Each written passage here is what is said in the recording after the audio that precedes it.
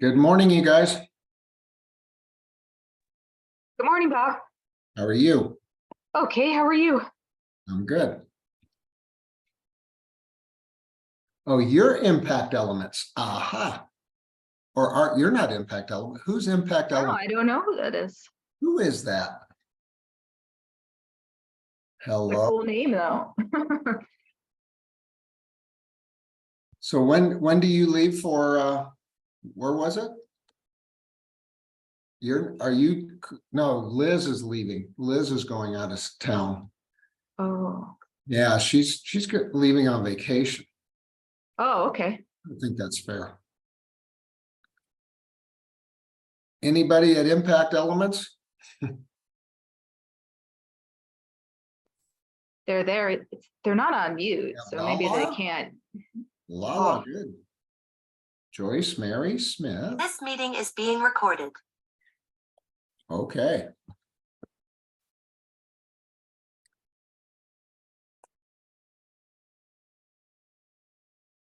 There's Lala. Hello.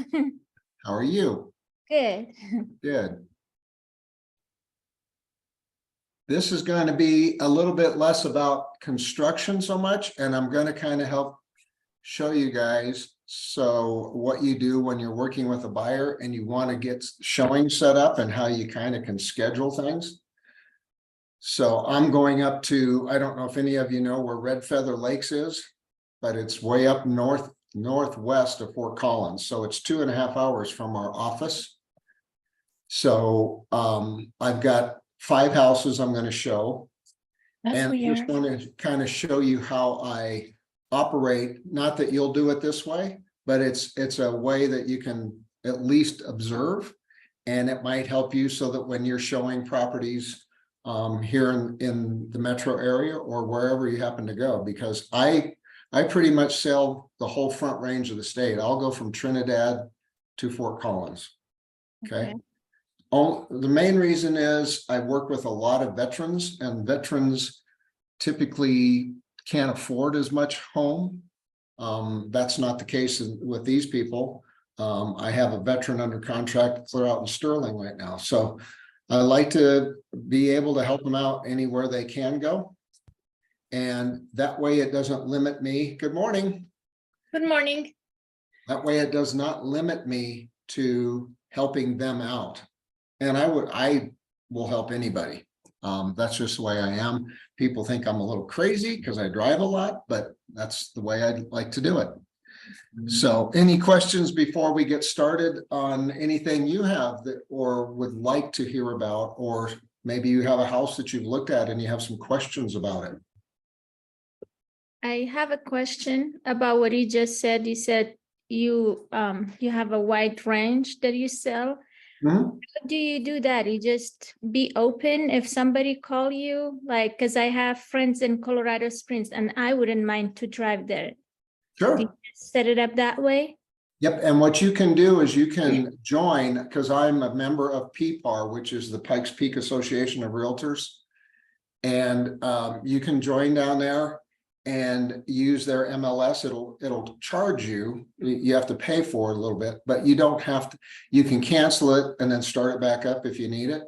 Okay. But the good thing about PPAR is it looks almost identical to RE Colorado. Now, have you guys been on RE Colorado yet? Yeah, yesterday a little bit. A little Okay. bit, yeah. A little bit. So at least you kind of know what the screens look like and how the format is.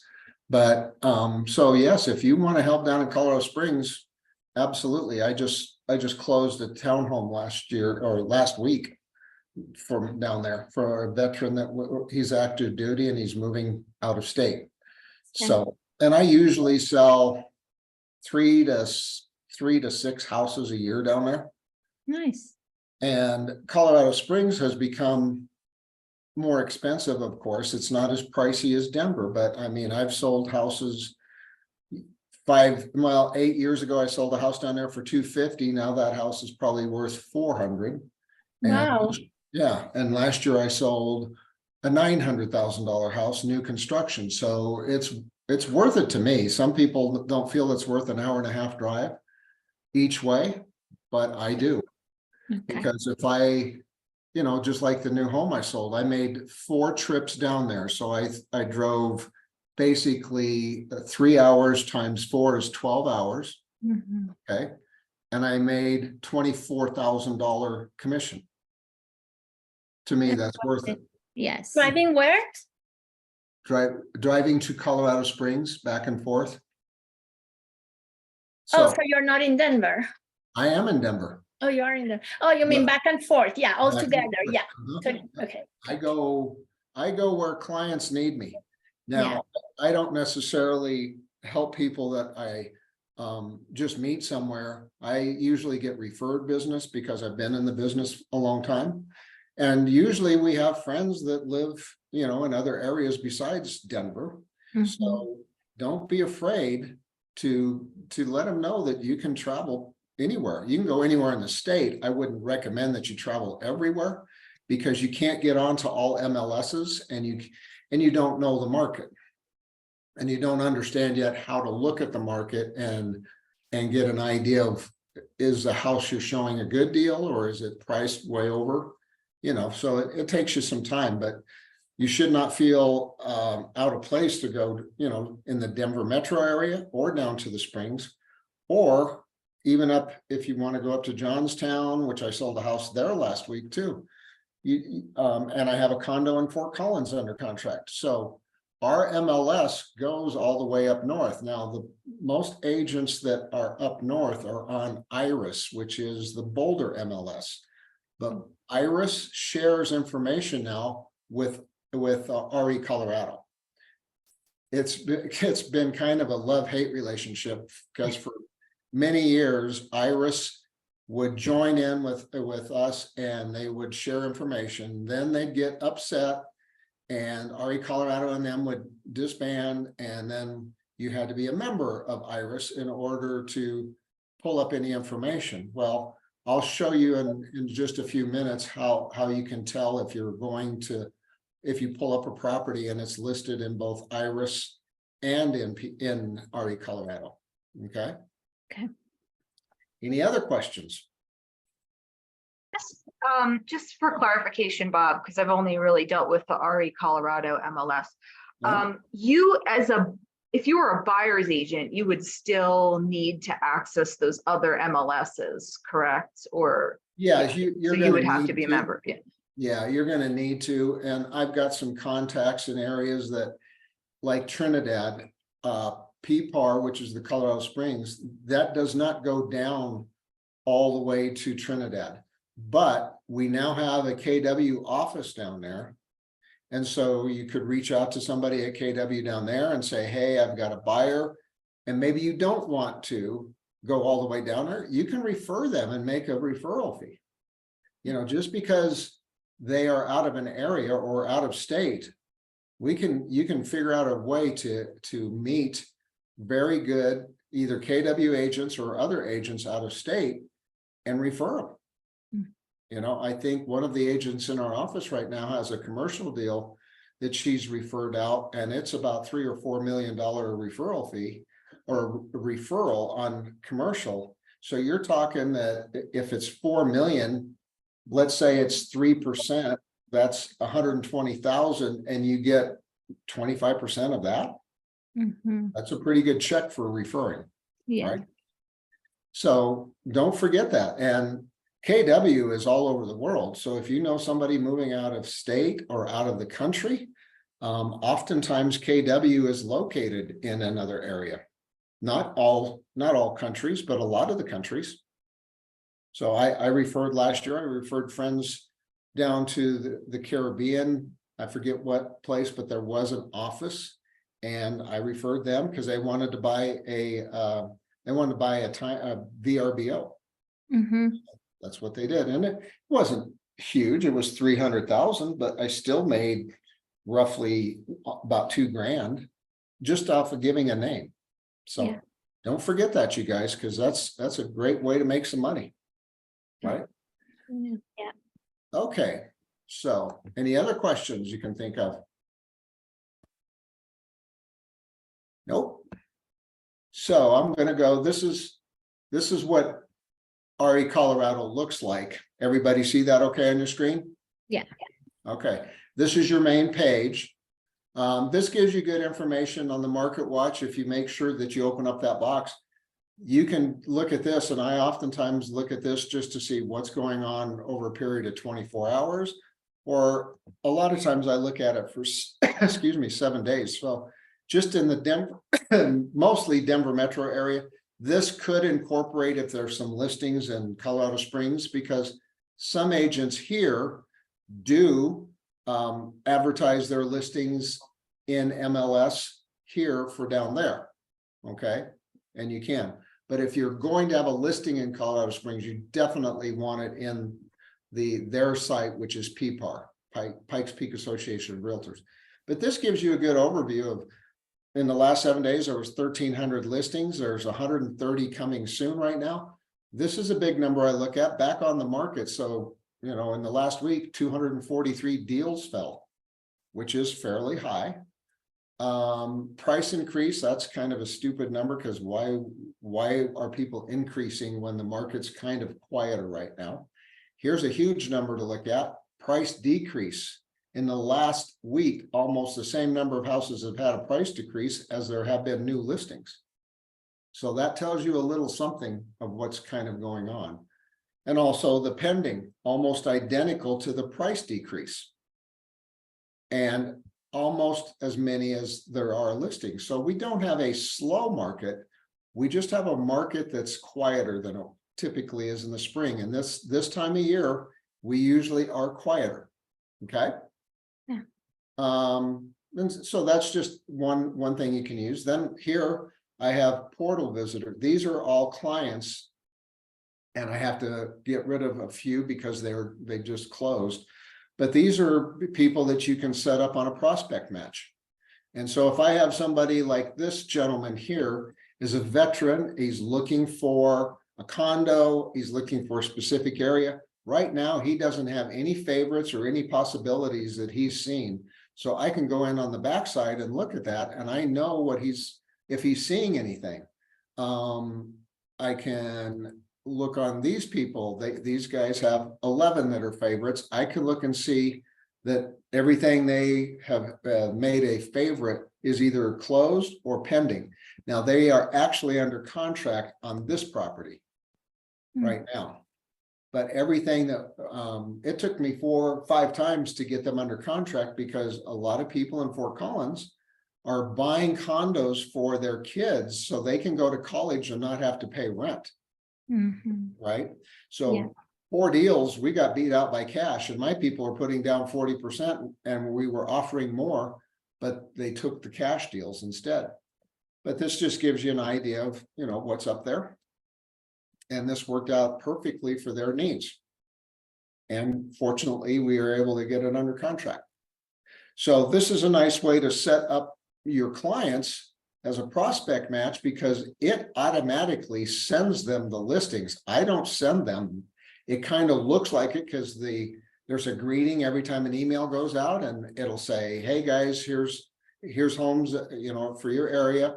And they look at them, and then they can choose if they like them, if they're a possibility, or they can just delete them. And then they can set up their own little portal, and they can go look around on their own portal.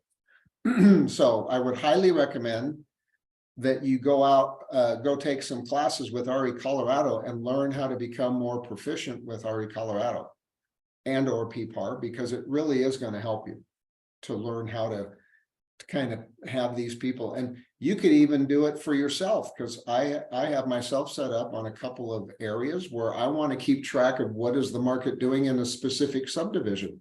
So I can set up a subdivision, and anytime a new active listing comes up, it emails me and says, here's a new listing. So I can keep track of the market that way too. Okay. So I am going to be showing in Red Feather Lakes, and I already have certain addresses, but here's how I typically do it is they're all active.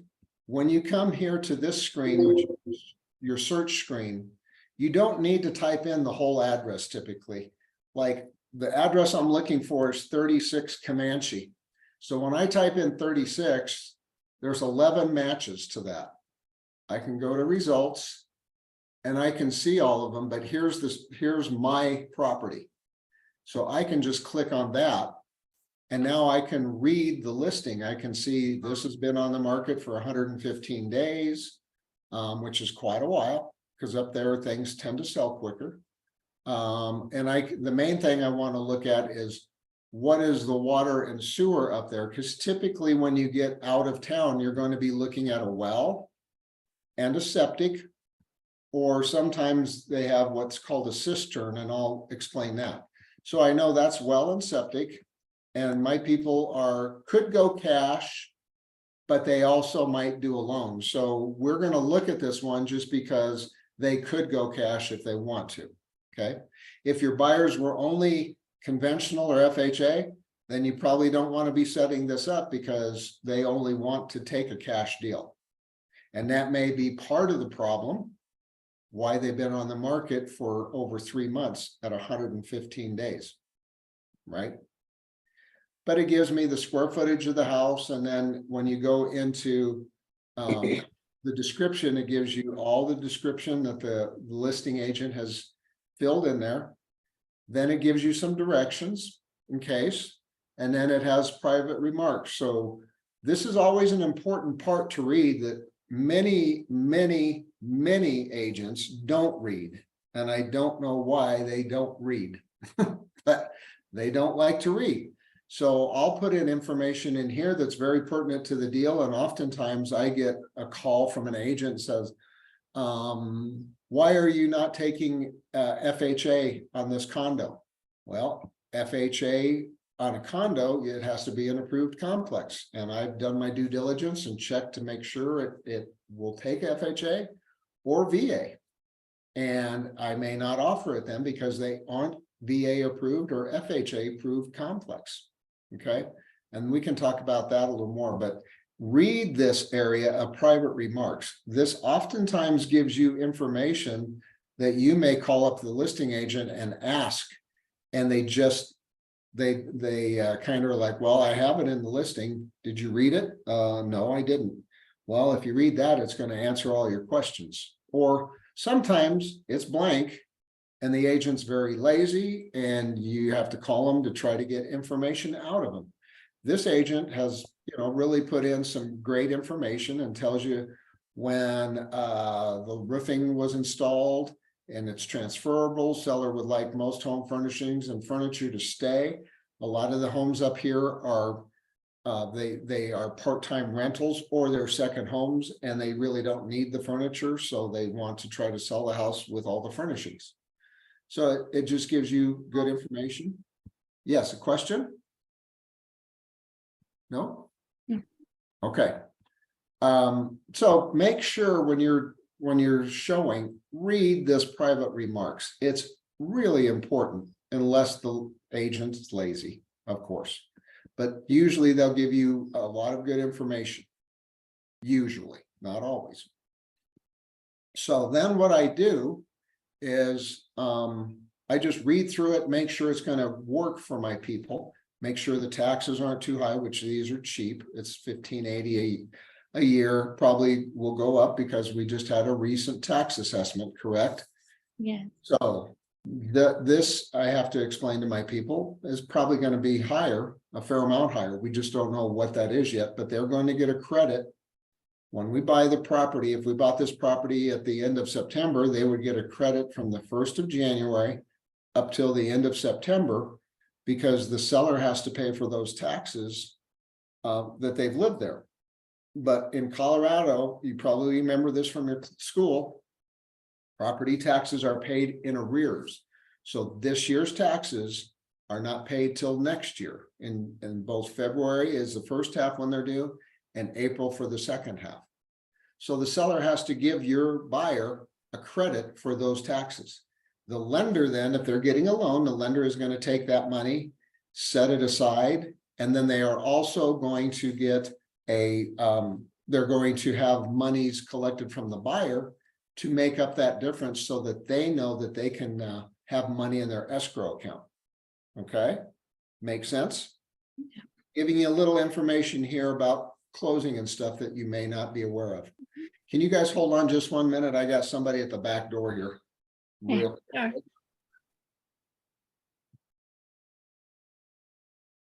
Are you guys new? I am new. I'll be having my orientation this coming Friday. Okay, I started July 1st. nice. Well, Yeah, and yeah, I meant to, I mean, I was here on super early time, meaning to join the meeting, but I had some, I don't know, I was clicking and I don't know until the end. Yeah, wow. Yeah. What about you? I've been here since April or May, so still new, but Okay. yeah. How and what are your you, names? What's that? how you feeling about it, since it looks like you are a little bit older than you've been here before us? Because my orientation was just this past Friday. Oh, okay.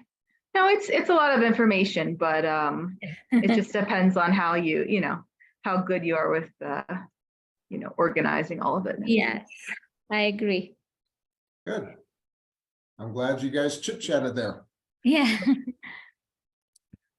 So I check out the listing first. Now, another thing I always do, and this is especially important when you're looking at subdivisions in town here, I always pull up the map and I look at the map. And I can either do satellite or I can do just regular.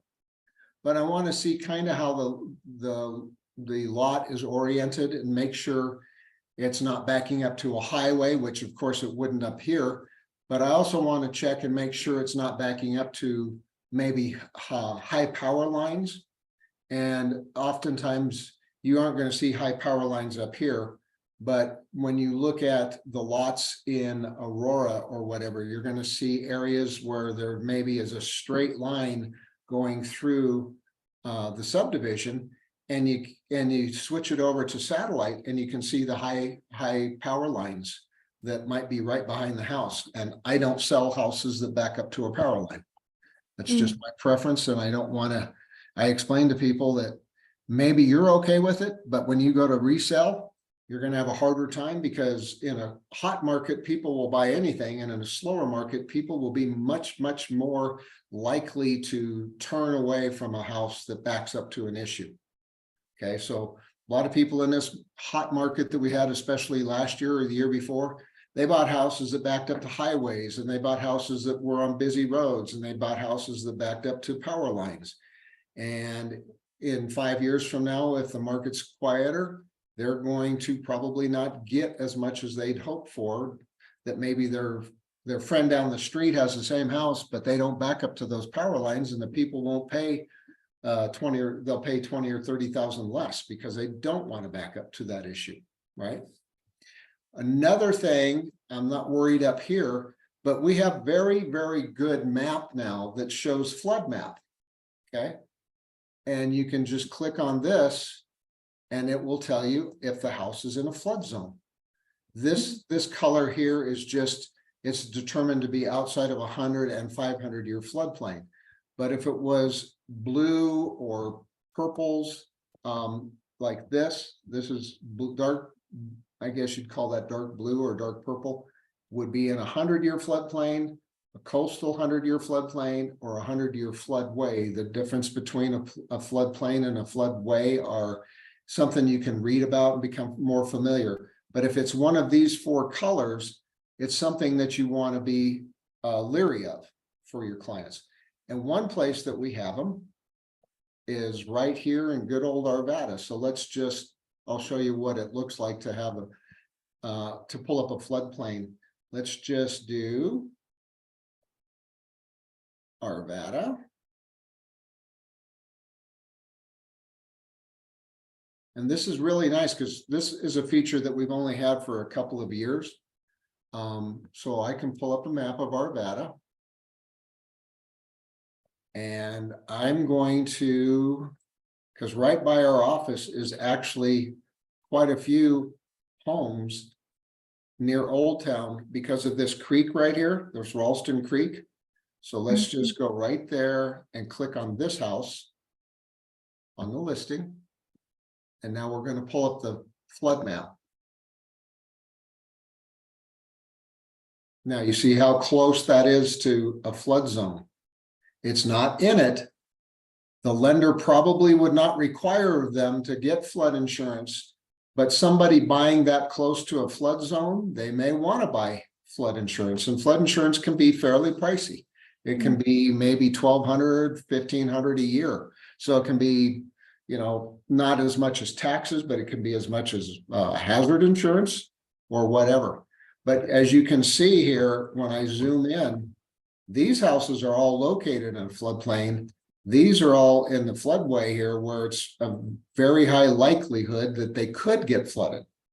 So when you go to show the house, it's a good idea to look at the flood map, because if you're showing it and you don't know, and then your buyers become very interested, and then all of a sudden you find out, oh man, it's in a flood zone and they don't really want to buy it, it kind of has wasted your time, right? Mhm. Or they look to you that you're the expert and you should kind of know these things. Well, us having the availability to flood maps has really increased our ability to be more of an expert. But you're going to find these type of things all over. See, this is Clear Creek coming down next to I-70 and over into Wheat Ridge. And then if you go further south, if you look along, well, here's another area off of, let's see, Wadsworth.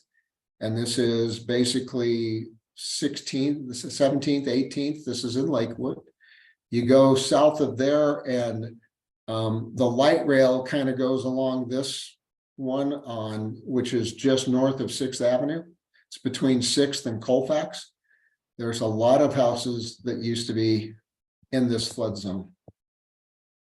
Now they've changed it some because they've dug out the ditches and stuff and the waterways and made it so they're less likely to flood. So they've decreased the size of these flood zones. But by checking this ahead of time and checking photos and checking the map, at least you know that what these houses might back up to or what other issues you might be inherent to where you're showing. Okay. And that's why I like to look on both map and satellite, because satellite gives you a little bit more detail Mhm. of what you might be looking at. Okay. Does that make sense? Yes. Yeah. Okay. I was going to ask, what does SPF stand for? Because on the slide that you were before on the house on 36 Command Circle, it said SPF $370. So what is that, like an HOA? I think what's the address of that one, hon? It was 36 Comanche Circle, Red Feather Lakes. The one I had, Comanche? Yeah. Okay. Let me show you. I was wondering, because I know what HOA is. I don't believe that house will have HOA. So are you talking about Yeah. PSF? PSF, yeah. Price per PSF square- above grade, Price per square 270. foot, yeah, price per square foot above grade. Price Oh, per got square you. foot all finished. Okay, Yep, that's what PSF is. thank you. Absolutely. So that's a little bit of tutoring about knowing before you go of where your house is located and making sure that there aren't really any issues, at least in the area for the house that you're going to show. Okay. Yeah. So then I would look up my next one that I'm going to show up there. I'm going to show 17 Concho Court. There's 4 houses that have the address 17. Here's the house I want. So I would go on 17 Concho Court. I look through the pictures and see if there's anything that really catches my eye that might be an issue. For a mountain type property, this is actually an extremely nice little house. Doesn't have a lot of steep hill coming into the house where I could have issues with water drainage. And look at that view. It's gorgeous. Yeah. Mhm. And where is this at? This is in Red Feather Lakes, which is about an hour northwest of Fort Collins. Okay. Okay. See, if I show you the map and I zoom out, you'll get a better idea, and I'll put it on map because it's easier to see. Here's, well, that's not, here's Fort Collins. And we just go up this way and drive over there. So it's from our office, it's 2.5 hours. Okay. Okay. Oh, Yeah, Uh-huh. that's gorgeous. So I just look at, again, everything on there. I check the flood map. I check, if I want to check history and I want to see, have they listed this house before? I can click on that little clock and I can look and see previous listings. And this is the only listing. I can see that on 6/20, a month after they listed it, they had a price decrease of 15,000. So it's just good information that you're going to get by looking at each listing. Okay. Then I have another house. I have 5 total. I'm not going to go through them all because I want to get to some other things to show you. Are you guys finding this helpful? Yes, yeah. very. Okay. Then I have another house I'm going to show on 244 Tuscadero, I think, or I forget. Let's see, but there's only 2. So I look and see, yes, Tuscarora Way. So this is the other little house, another one I'm going to show. So I'm just going to look at the photos, make sure I don't see, and this is another great little house. Yeah. Very cute little house. The other thing I can do is if I'm on a map, I can zoom in when I see the basic property lines, and I can touch this right. Well, it's not doing it. Let me go in a little more. There. Bob, I can't see the map. Okay, I was wondering, I didn't think you Yeah. could. So when I open the map, now let me see if I do satellite. Can you see satellite? You can't, can you? I still don't see it. I just see Okay. the listing. When you touch this map icon, it brings up the map of the area. And you're gonna see lines that are indicating the boundary lines of the property. So you can right click on that and it's going to give you the actual size of the lot by feet. Now, obviously the size of the lot is notated on here that it's 1.22 acres. But Wow. when you go to the map section, and I'm sorry you can't see that, I forgot that. And you zoom in, you can right click on the house or next to the house and it will show you the boundary lines. Now you can also go to the parcel map. Can you see the parcel map? Mm. Probably not, right? No, I can see that. Yeah. Yeah. You can see that. Yeah. Okay, so this gives you an indication of the parcel map. Okay, so this tells you that the backside is 299 feet. It's 172 feet, 293 feet, 766 feet. What do you see here on this property that's a little different? It shows the square footage. Shows square footage, but what is going through the middle of the property?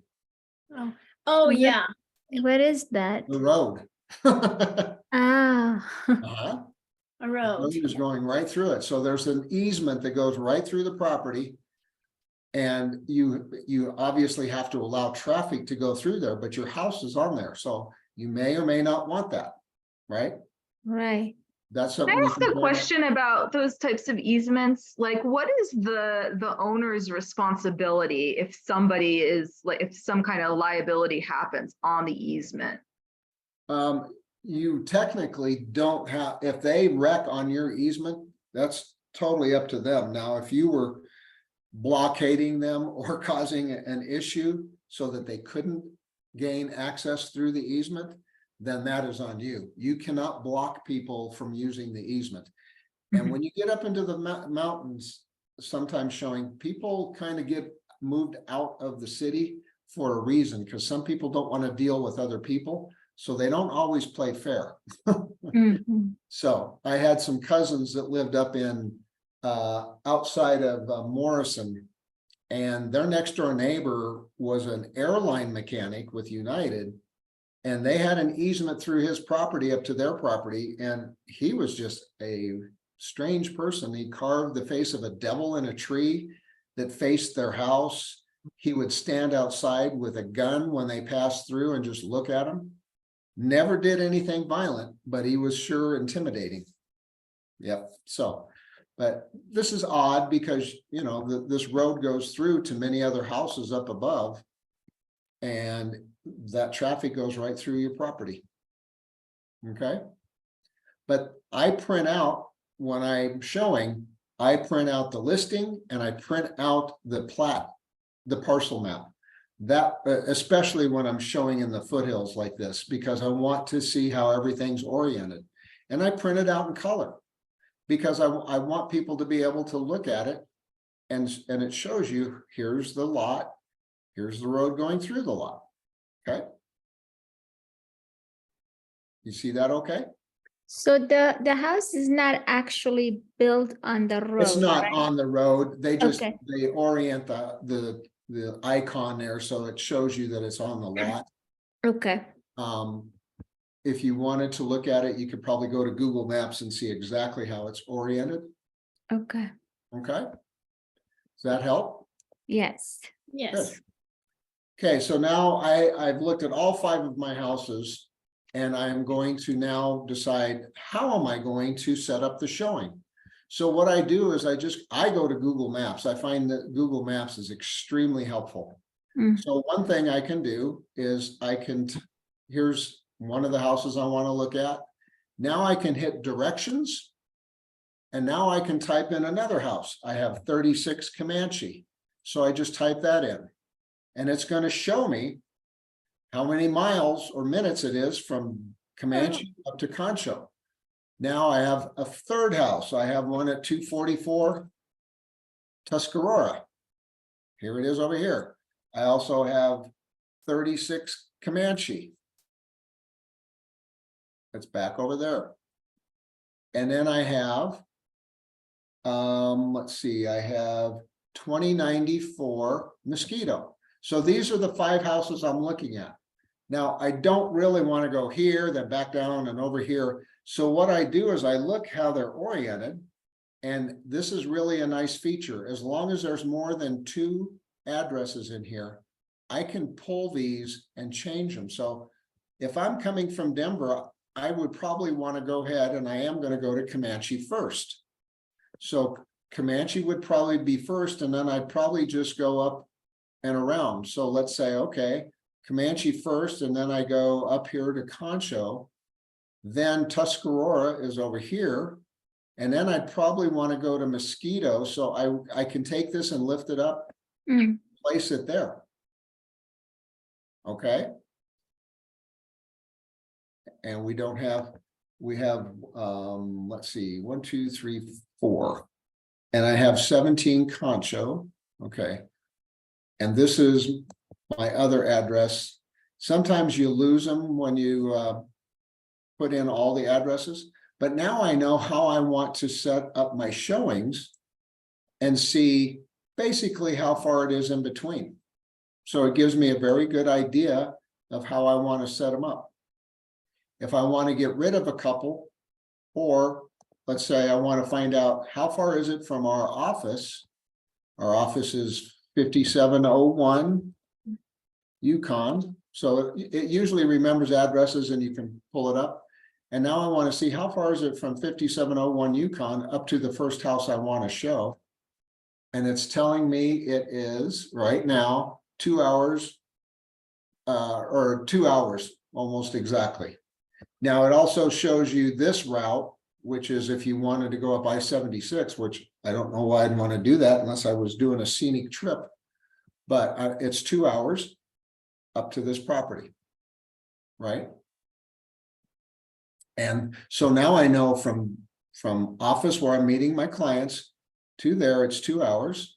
That's today. Now you can also, you know, it can change dramatically. I-25 can get very busy on a Sunday.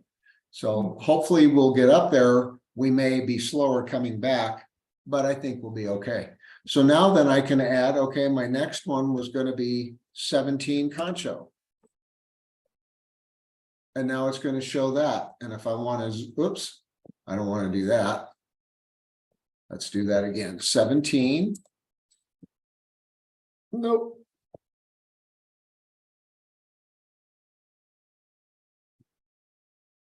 If I pull this down and I zero in, it shows me that they're very close to one another, right? Mhm. So I can get rid of Yukon and say, okay, how many minutes is it from Comanche to Concho?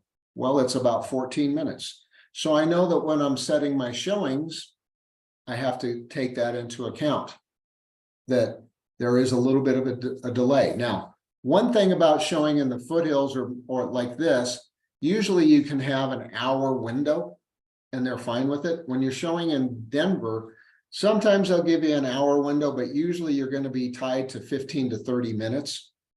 So when you're setting your showings, you kind of have to take that into account.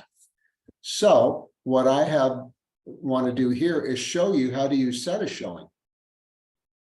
Okay, so we basically have two showing services. We have showing time or centralized showing, it's also known as, or we have broker bay.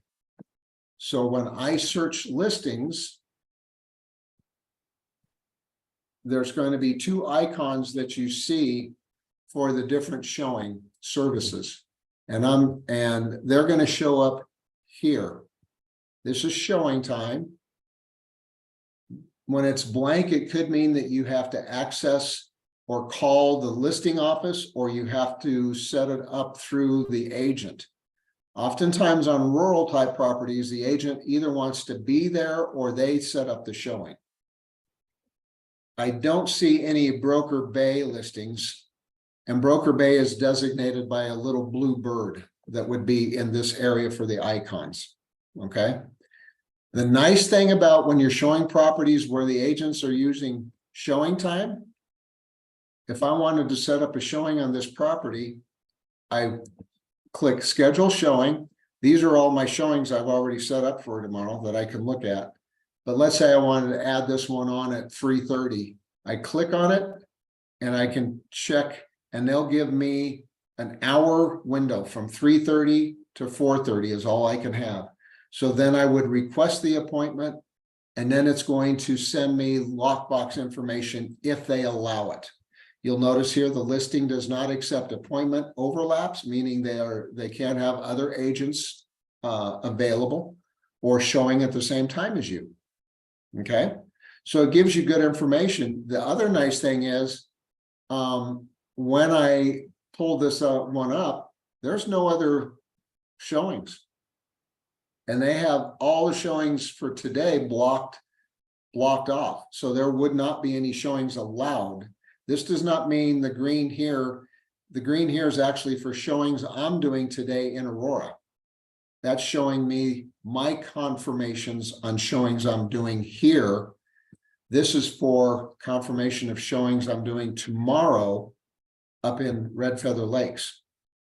But this property is not allowing showings today at all because it's blacked out.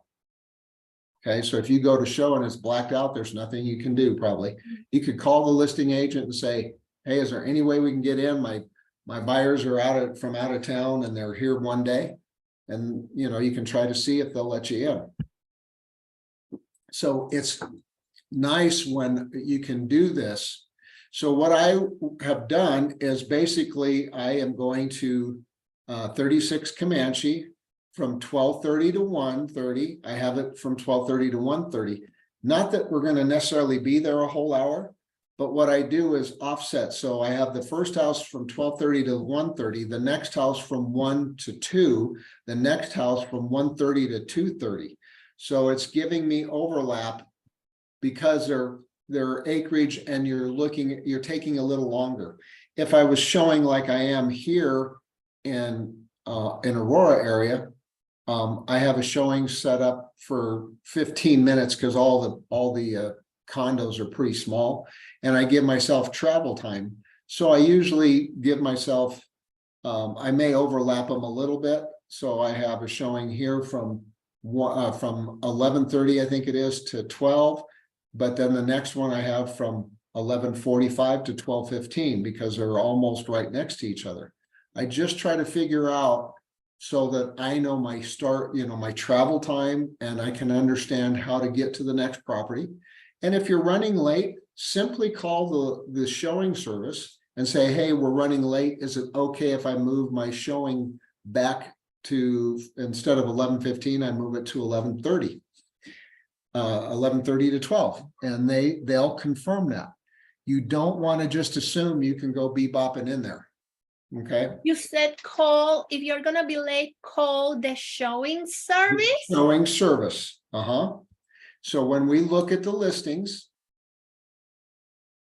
Oh, and by the way, notice here on these listings, a lot of them have IR and some of them are just a number. This is an IRIS listing. This means that they're members of the Boulder MLS, but see, we can access that information without being on IRIS. This is just an RE Colorado listing because it doesn't have that. This is an RE Colorado. You'll notice that a lot of times the same address will have both IRIS and RE Colorado. Like for this 33 Walea Lane, they have it listed in both MLSs. Okay. Make sense? Mhm. Yeah, Okay. So when we go to like set a showing or look at the listing down at the bottom, it's going to give you showing information. So here's showing time. Here's the showing contact number. Okay. One reason I always print out listings because I'm old and I like having it in my hand. But another is sometimes you get into the foothills and you don't have any internet. So, and you may not have a phone. Once in a while, your cell phone just doesn't work. What good does it do to have a phone number if your phone doesn't work? Well, at least when it does work, you can get to an area, or maybe your client's phone works and yours just doesn't, reach that band. But it's good to have the number there. So you call showing time and say, hey, we're running 20 minutes late. Can we set our showing for this time? And they'll probably say, yes, we have to approve it. Or they can say it's a go and show, meaning that it's vacant probably, and they just will allow all showings. So you just call them as a courtesy and tell them running late, please let us change the time to a later time. Okay. But be professional about that. Don't just assume that you can go show the property if just because you're running late. But again, here's, this is a $1.2 million property up in the same area. So you can see it's quite a bit of a different house inside and quite a bit bigger. Very nice features. And it's on how many acres? This is on 1.47 acres, which is not huge. Oh, 3.07 acres. So it's got more acreage, nicer house, bigger house, and a lot of features. It also tells me what kind of loans they're going to accept, what they'll pay for a commission, what they want for earnest money from your buyer when you go under contract. So it gives you pretty much all the information plus the listing agent, their phone number, their mobile number, and their email address. Okay. Any questions on any of that? So with my showings are all set, and I have those hour windows, like I said, up there overlapping. So I start at 12:30 to 1:30, then the next house is 1 to 2, then 1:30 to 2:30, and they're close enough that where I can overlap them. I show the house for say 40-45 minutes, go to the next house, and I should be all within those timelines, give or take 5 minutes. If you show up 5 minutes early and there's nobody there, don't be afraid to walk in. Just always knock on the door and present yourself. This is Bob Isabel with Keller Williams, here to show the house. Because once in a while, there may not be a car in the driveway or anything, and every indication is the house is vacant and somebody's there. I have a question. Is this house has a, it says association fee is 1,170. Why would they will have association fee out? Oh, this is a in- homeowners association. You're talking about this? Is this the association? Yeah, Okay, so actually this has an area where they have a homeowners association with Crystal Lakes.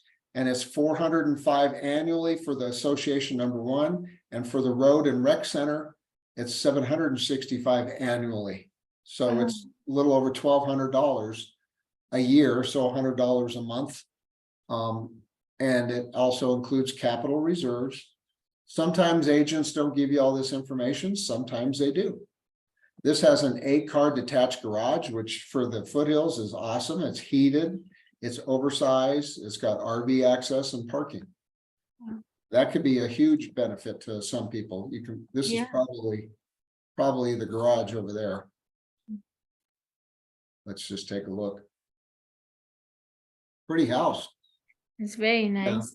There's the garage there. Mm, And hopefully they're using professional photographers. And when you see houses where it looks like they use their cell phone and they don't care if it's straight or crooked, that can tell you a lot about the agent and how they want to work. So there's the garage. And that is upstairs craft room above the garage. See, it tells you here, they put in some remarks here. And there's a moose. And a calf. so beautiful. Very pretty home. Yeah. Maybe a little bit high when they started. So you can see here, they had original price reduction. Again, you can go to history and look at it, and you can look back and go, huh. Well, last year they had this listed. And they had it listed for 1,249. They withdrew it and it expired on March. Then they brought it back in April as a new listing, and they've had 2 price decreases since then. So you can learn quite a bit about this. They did have the same person listed. So last year they had this ID number listed, and it's the same person listing it now. So they didn't take the listing away from them. They just put it on hold and brought it back. So this gives you some good information too. Yeah. So yeah, that's good for you to just learn these icons. This little film reel is typically either going to be photos. This is a drone video.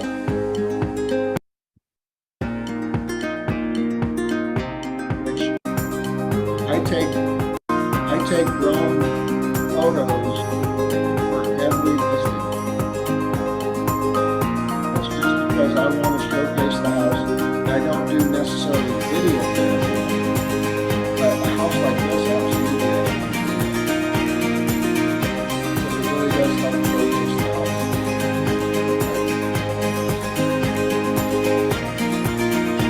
And it sets you apart from everybody. There's more people doing video nowadays, but there's still a lot that don't.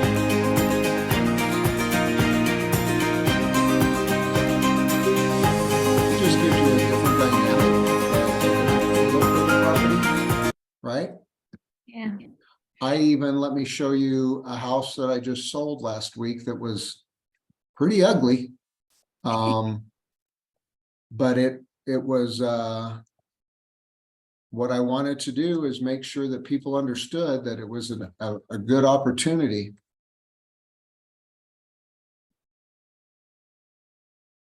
So this is actually over in Park Hill. So this is the house I had listed. Look at the house next door. Yeah. So obviously there was opportunity. Now, probably too expensive to scrape this house and build this house, because that would cost about 500 a square foot. And we had this house listed at 550.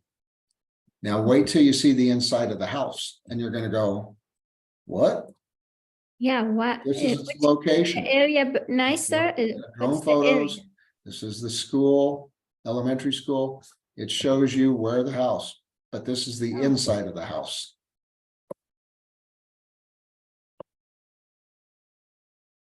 And believe it or not, my seller was still living there. Oh, He God. inherited this house a month before from his grandfather. And so he was looking to cash out and make some good money. But I wanted to make sure that investors or people looking at it for themselves knew that they could do something like this, or probably pop the top, which the buyers who bought the house are actually, they're going to do the work themselves. And there was 9 offers on this house, ranging from below list price all the way up to 600,000. Even though it was listed to 550. And just because a house doesn't show well, don't be afraid to take pictures. Mm. It's better to let them know what they're walking into than they get there and go, oh my God, I'm not buying this house. Every single person that went there knew what they were looking at. But again, I kind of throw in some outside pictures and drone photos to show them where the house is located. Okay, Looks pretty. so when you get a listing, don't be afraid to talk to me or anybody else in the office, and we'll help you out and help point out how to help make it show well, how to, of course, I didn't have that one staged, but I usually pay for staging as well. I pay to have windows cleaned, I pay to have it staged, I pay to have the roofing looked at and a certification and a few other things. That doesn't mean you're going to do that, but that's something I do right now.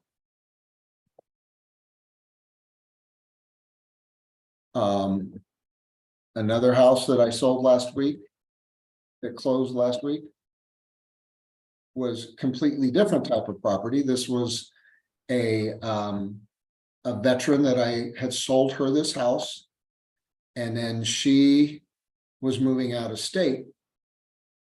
And let's see, 5278. So again, I had drone photos done. It was had been a very stormy day, but fortunately we were able to take photos at night after the storm. Whoops. And I didn't do a video because it really didn't require video. The photos were actually very nice and kind of showcased it. But and then you go inside and it's staged, and I also pay to have it cleaned so my sellers don't have to worry about cleaning. And it's completely 180 degrees of the other house, right? Oh, wow, yeah. This house had 1 offer. The house with all the work needed had 9 offers.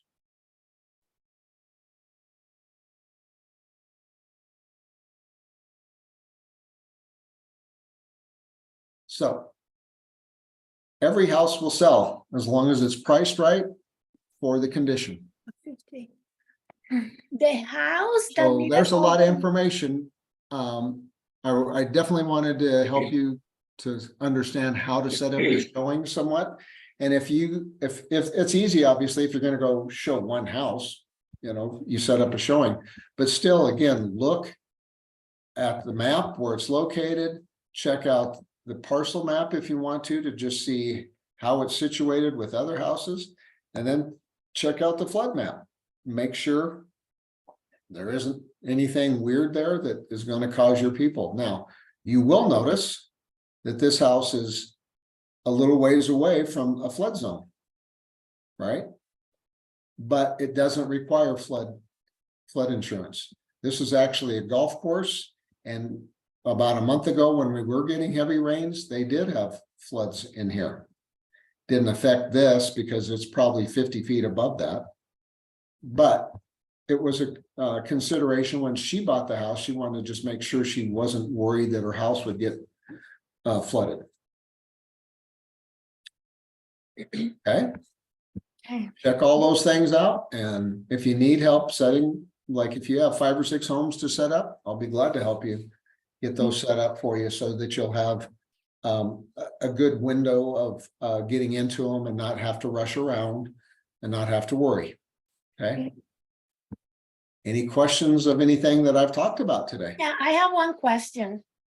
This one, like the last I house think that- you need to unmute yourself. There you. Oh, maybe I need. Maybe I need, it seems unmuted.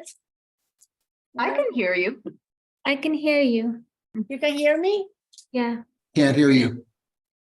Oh, maybe it's. Yeah.